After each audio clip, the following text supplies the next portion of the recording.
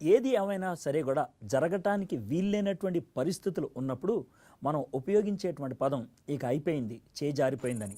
అలాంటి పరిస్థితుల్లో కూడా దేవుడు మనకు సహాయం చేయగలడు అని అనటానికి ఒక అద్భుతమైనటువంటి ఉదాహరణ మీకు చూపించాలి. యెషయా గ్రంథంలో యేసు ప్రభు గురించి ఒక వాగ్దానం ఉన్నది. ఏమనంటే, యేసు ప్రభు వారు అంటే రక్షకుడు ఈ లోకములోకి వచ్చినప్పుడు, ఆయన మానవ పాపం కోసం చనిపోయినప్పుడు ఆయన యొక్క శరీరాన్ని కుళ్ళు పట్టనివ్వను అని దేవుడు వాగ్దానం చేశాడు.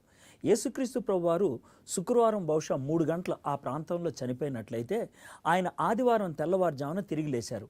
అంటే ఆయన చనిపోయినటువంటి స్థితిలో ఉన్నది కేవలం 36 గంటల కంటే లోపే, లేదా మ్యాక్సిమం 36 గంటలు. యూదుల యొక్క నమ్మకం, యూదుల యొక్క విశ్వాసం ఏంటి అని అంటే, మానవుని యొక్క శరీరం కుళ్ళు పట్టేది 36 గంటల తర్వాతే. అంతకుముందు మానవుని శరీరం కుళ్ళు పట్టదు. అది వాళ్ళకున్నటువంటి నమ్మకం. ఈ మాటలు ఇప్పుడు మీకు ఎందుకు చెప్తున్నాను అని అనుకోవచ్చు. లాజరు చనిపోయినప్పుడు యేసుక్రీస్తు ప్రభు వారు 4వ దినాన్న వచ్చాడు. 4వ దినంన యేసు ప్రభు వచ్చాడు అంటే కనీసం 48 గంటలు దాటింది అని అర్థం. 48 గంటలు లోపులైతే కనుక 4వ దినంలో ప్రవేశించడం అనేది అసాధ్యం.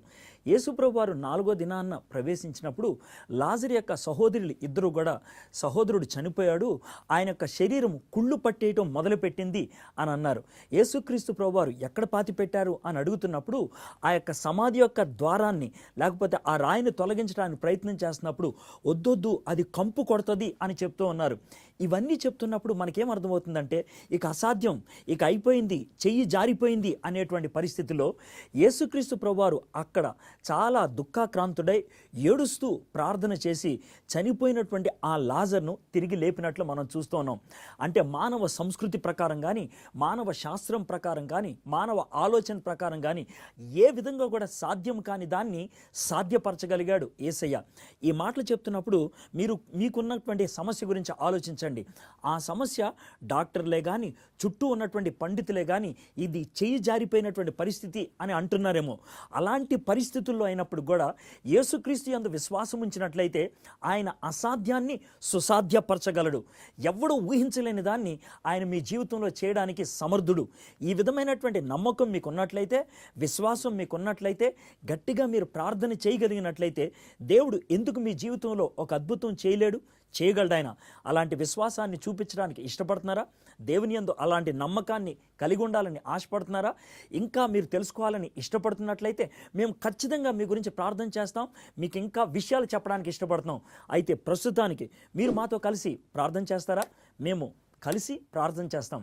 తేజో, కలిసి ప్రార్థన చేద్దామా? తప్పకుండా. మా దేవా, మా ప్రభా, విశ్వాసముతో మిమ్మల్ని అడిగినట్లయితే ప్రభా ఖచ్చితంగా మీరు మాకు జవాబు ఇస్తానని వాగ్దానం చేశారు ప్రభా. 2-3 ప్రభా ఒక విషయం మీద ఏకీభవించినట్లయితే ప్రభా ఖచ్చితంగా మీరు మాకు సమాధానం ఇస్తానని మీరు వాగ్దానం చేశారు ప్రభా. ఎంతమంది అయితే ప్రభా కష్టతరమైనటువంటి పరిస్థితులను ఎదుర్కొంటున్నారు ప్రభా, ఇక మా జీవితం చేయి జారిపోయింది అని అనుకుంటున్నారు ప్రభా, వారందరి గురించి మేము ప్రార్థన చేస్తున్నాం ప్రభా. మా ప్రార్థన ఆలకించావని మేము నమ్ముచున్నాం ప్రభా. ఇప్పుడే మీరు మాకు ధైర్యాన్ని ఇస్తారని నమ్ముచున్నాం ప్రభా. ఒక విశ్వాసాన్ని అనుగ్రహిస్తారని నమ్ముచున్నాం తండ్రి. ఈ ప్రార్థన విన్నందుకు మీకు వందనాలు. యేసయ్య నామంలో ప్రార్థన చేయుచున్నాం. ఆమేన్, ఆమేన్.